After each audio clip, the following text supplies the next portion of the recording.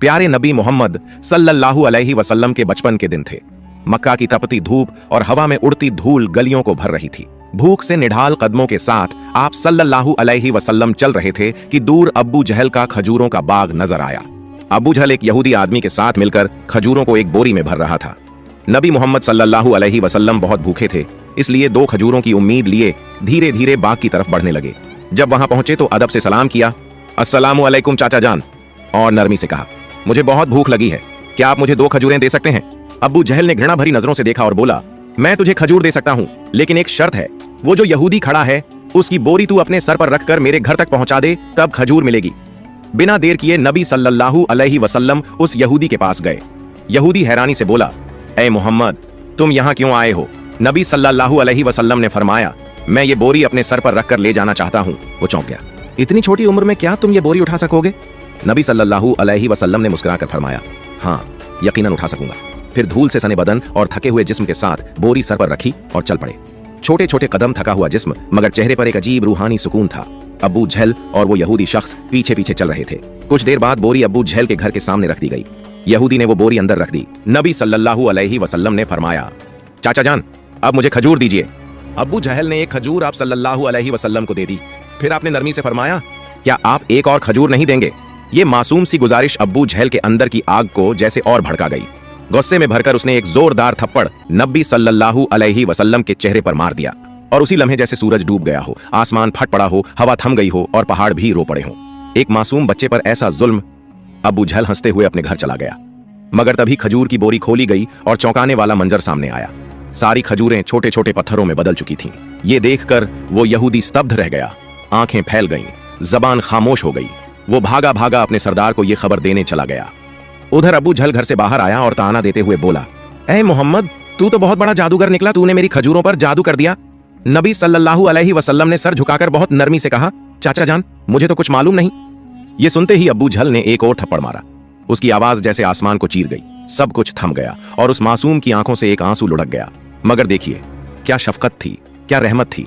नबी सल्लल्लाहु अलैहि वसल्लम ने सिर्फ इतना कहा, चाचा, आपके हाथ को चोट तो नहीं लगी? सुभान अल्लाह, क्या किरदार, क्या इंसानियत। खुद थप्पड़ खाया मगर फिक्र उस इंसान की जिसने मारा। फिर नबी सल्लल्लाहु अलैहि वसल्लम ये सारी जिल्लत, तकलीफ और भूख लेकर घर वापस नहीं गए, बल्कि चुपचाप पहाड़ के किनारे जाकर खड़े हो गए। दरख्त और पहाड़ जैसे पुकार उठे, अफसोस, जिसे न पैदा किया जाता तो ये जमीन, ये आसमान कुछ भी न होते। वो अजीम नबी आज भूखे, नजरअंदाज किए जा रहे हैं। लेकिन फिर भी अब्बू जहल जैसे संगदिल के दिल में न रहम आया, न आंखों में पछतावे का एक कतरा। उधर वो यहूदी शख्स अपने सरदार के पास दौड़ता हुआ जा पहुंचा। आज मैंने एक ऐसा वाकया देखा है जो तसव्वुर से भी परे है।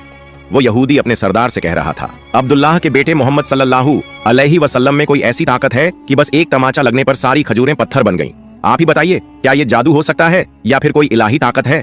ये सुनकर सरदार थोड़ी देर खामोश रहा, फिर गंभीर आवाज में बोला, हमने भी सुना है कि हमारी आसमानी किताब में मोहम्मद का जिक्र है कि वही आखिरी और सबसे अजीम नबी होंगे। मगर क्या वाकई यही मोहम्मद है? ये जानना जरूरी है। हमें अपने मजहबी पेशवा से रुजू करना होगा। अगर ये बात सच निकली तो हम उसे जिंदा नहीं छोड़ेंगे, बल्कि उसे इस दुनिया से ही खत्म कर देंगे। तुम लोग जाओ और ये खबर हमारे पेशवा तक पहुंचाओ। ये सुनकर वो यहूदी शख्स फिर से अब्बू जहल के घर की तरफ रवाना हो गया। जाते जाते जब वो खजूर के बाग के पास पहुंचा तो उसकी आंखें हैरानी से फैल गईं। पूरे बाग में एक भी खजूर नहीं थी। हर दरख्त पर सिर्फ पत्थर, सिर्फ पत्थर। ये कैसे हो गया? वो एक पल भी वहां न रुका और तेजी से अब्बू जहल के घर की ओर दौड़ पड़ा। घर पहुंचते ही उसने कहा, भाई, आपके बाग की सारी खजूरें पत्थर बन चुकी हैं। अगर अब इसे न संभाला गया तो बहुत बड़ा नुकसान हो जाएगा। इसका एक ही हल है, मोहम्मद सल्लल्लाहु अलैहि वसल्लम से माफी मांगो। मगर अबू जहल माफी मांगने वालों में से नहीं था। वो जालिम था, चालाक था। उसने नरमी से कहा, ठीक है, चलो मोहम्मद के घर चलकर देखते हैं। फिर वो नबी मोहम्मद सल्लल्लाहु अलैहि वसल्लम के घर की तरफ चल पड़ा। उस वक्त नबी अपने चाचा अब्बू तालिब के साथ रहते थे। जब अब्बू जहल घर पहुंचा तो अब्बू तालिब अकेले थे। अब्बू जहल ने आवाज लगाई, ए अब्बू तालिब, कहां है तुम्हारा भतीजा मोहम्मद? वो बहुत बड़ा जादूगर है, उसने मेरी सारी खजूरें पत्थर बना दी हैं। फिर तंज में बोला, कहीं किसी पहाड़ के किनारे किसी शेर या रीछ ने उसे खा तो नहीं लिया? ये सुनकर चाचा अब्बू तालिब बेचैन हो उठे। उन्होंने एक पल की भी देर न की और नबी की तलाश में निकल पड़े। उधर नबी मोहम्मद सल्लल्लाहु अलैहि वसल्लम एक पहाड़ के किनारे बैठे रो रहे थे। अगर मेरे वालिद जिंदा होते तो शायद कोई मेरे साथ ऐसा सलूक न करता। मैं बहुत तन्हा हूं, बहुत अकेला। उनकी ये तन्हाई देखकर जंगल के शेर, रीछ, हिरण सब वहां आ गए और जैसे उनके दर्द को महसूस करके सब रोने लगे। शेर की आंखें भी भीग गईं।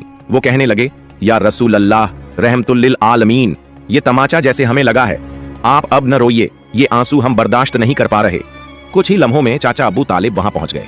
उन्होंने जब ये मंजर देखा तो कुछ कह न सके, बस स्तब्ध रह गए। नजारा इतना अजीब और दिल को छू लेने वाला था। फिर उन्होंने नब्बी को सीने से लगाया और पूछा, किसने तुम्हें तकलीफ दी मेरे लाल? जब तक मैं जिंदा हूं कोई तुम्हें छू भी नहीं सकता। उसके बाद चाचा अब्बू तालिब नब्बी को लेकर घर लौट आए, लेकिन उसी रात अब्बू तालिब खुद अब्बू जहल के घर पहुंचे। उन्होंने गुस्से से नहीं बल्कि सच्चाई से कहा, तुम उसे जादूगर कहते हो, जबकि उसने तुमसे कुछ मांगा भी नहीं, तुम्हारी खजूरें भी नहीं लीं, तुम्हारे खिलाफ कुछ कहा भी नहीं। उसकी आंखों से जो आंसू गिरे हैं वो एक दिन पहाड़ों को भी पिघला देंगे। ये कहकर अब्बू तालिब वहां से चले गए। अब्बू जहल खामोश रह गया, क्योंकि वो कुछ महसूस जरूर कर रहा था मगर तस्लीम नहीं करना चाहता था। असल में वो एक जालिम और घमंडी इंसान था। उसी रात मक्का के आसमान पर एक अजीब रोशनी फैल गई। सब लोग समझे कोई तारा टूटा है, मगर हकीकत ये थी कि फरिश्ते एक एक करके जमीन पर उतर रहे थे। एक फरिश्ता दूसरे से कह रहा था, इन आंखों से जो आंसू बहा है एक दिन उसी से अजीम किताब नाजिल होगी। यही सबसे अजीम इंसान है और आखिरी नबी भी, जो पूरी दुनिया के लिए रहमत बनकर आया है। उधर जब यहूदियों को इस मौजिजा भरी घटना की खबर मिली तो उनके दिलों में आग लग गई। उन्होंने नबी मोहम्मद सल्लल्लाहु अलैहि वसल्लम को कत्ल करने की साजिशें शुरू कर दी, क्योंकि वो चाहते थे कि आखिरी नबी उनके कबीले में पैदा हो, मगर ऐसा नहीं हुआ। उनमें से एक यहूदी शख्स अपने मजहबी पेशवा के पास गया और सारी कहानी तफसील से बताई। पेशवा ने थोड़ी देर आंखें बंद की, फिर धीमे स्वर में बोला, मैं उसे पहचान गया हूं। यही वो नबी हैं जिनका जिक्र हमारी किताबों में है। उनकी दो निशानियां हैं, एक उनके कंधे पर महर ए नबुव्वत और दूसरी उनकी निगाहों में बसी रहमत। किसी ने पूछा, तो क्या आप ईमान लाएंगे? वो खामोश हो गया, फिर बस इतना कहा, हम नहीं चाहते थे कि वो हमारे कबीले में आए, इसीलिए हम सच्चाई का इनकार करेंगे। उधर हर साल चाचा अब्बू तालिब तिजारत के लिए शाम जाया करते थे। उस दिन भी अब्बू तालिब शाम के सफर की तैयारी में लगे थे। तभी नबी मोहम्मद सल्लल्लाहु अलैहि वसल्लम आकर बोले, चाचा जान, क्या मैं भी आपके साथ शाम चल सकता हूं? अब्बू तालिब उन्हें मना नहीं कर सके। अगले ही दिन वो दोनों एक तिजारती काफिले के साथ रवाना हो गए। कुछ दिन सफर करने के बाद काफिला बुसरा नाम की जगह पहुंचा। वहीं पास में एक गिरजाघर था जहां एक ईसाई आलिम पेशवा रहता था। वो उस दौर का सबसे बड़ा और अजीम पादरी माना जाता था। जब काफिला वहां से गुजरा तो उस ईसाई आलिम ने एक नौजवान को देखा। वो हैरान रह गया।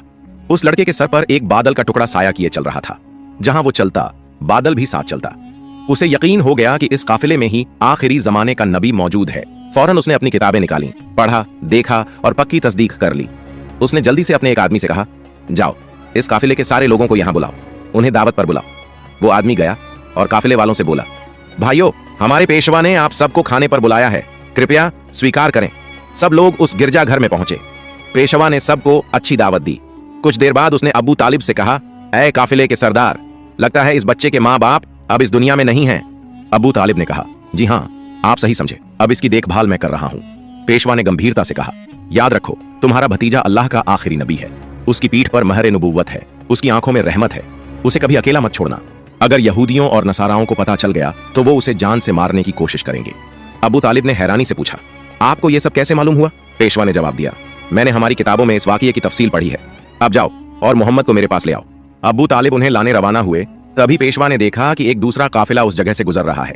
वो फौरन वहां पहुंचा और पूछा, तुम लोग कौन हो, कहां जा रहे हो और क्यों? उन्होंने जवाब दिया, हम रोम के सिपाही हैं। हमारे बादशाह ने हमें भेजा है। कहा गया है कि आखिरी नबी दुनिया में आ चुके हैं और हमें उन्हें ढूंढकर खत्म करना है। क्या तुम इसके बारे में कुछ जानते हो? ईसाई पादरी मुस्कुराया और बोला, तुम लोग बेकार कोशिश कर रहे हो। अगर अल्लाह ने आखिरी नबी को भेजा है तो वही उनकी हिफाजत भी करेगा। इस दुनिया में किसी में इतनी ताकत नहीं कि वो उन्हें नुकसान पहुंचा सके, इसीलिए तुम लोग वापस रोम चले जाओ। ये सुनकर वो सिपाही चुपचाप लौट गए। दिन ऐसे ही बीत गया।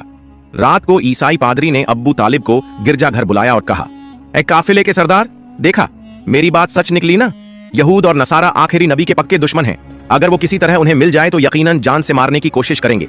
इसलिए मेरी मानो, अपने भतीजे को लेकर विदेश मत जाओ, वापस लौट चलो। अगले दिन अब्बू तालिब ने सफर छोड़ने का फैसला कर लिया और काफिला वतन की ओर लौट पड़ा। कुछ दूर ही गए थे कि अगले दिन रास्ते में उन्हें एक घोड़ा नजर आया, लेकिन वहां कोई इंसान नहीं था। रुक कर देखा तो एक आदमी मरणासन्न पड़ा था। असल में वो एक यहूदी था। कभी नबी को मारने आया था, लेकिन आज वही नबी अपने हाथों से उसे पानी पिलाकर उसकी जान बचा रहे थे। फिर उसे साथ लेकर काफिला आगे बढ़ा। चलते चलते वो एक समुद्र के किनारे पहुंचे जहां मछुआरों की एक बस्ती थी। काफिला वहीं आराम के लिए रुका, मगर वो मछुआरे बुत परस्त थे और गहरे अंधविश्वास में डूबे हुए थे। अब्बू तालिब वहां पहुंचे जहां कुछ लोग मूर्तियों के सामने झुके हुए थे। उन्होंने एक से पूछा, भाई तुम लोग इस तरह मूर्तियों की पूजा क्यों कर रहे हो? उसने जवाब दिया, कई दिन से हमारे जाल में मछलियां नहीं आ रही, इसलिए समुद्र के देवता को खुश करने के लिए हम ये पूजा कर रहे हैं।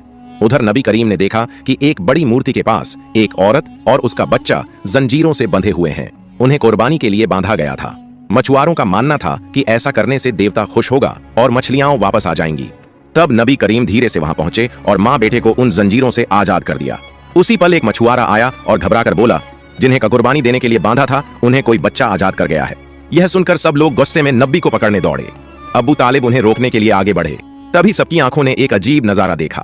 वो बड़ी मूर्ति अपने आप गिरकर टूट गई। समुद्र में जोरदार लहरें उठने लगीं और उनके साथ मछलियों की भरमार ऊपर आ गई।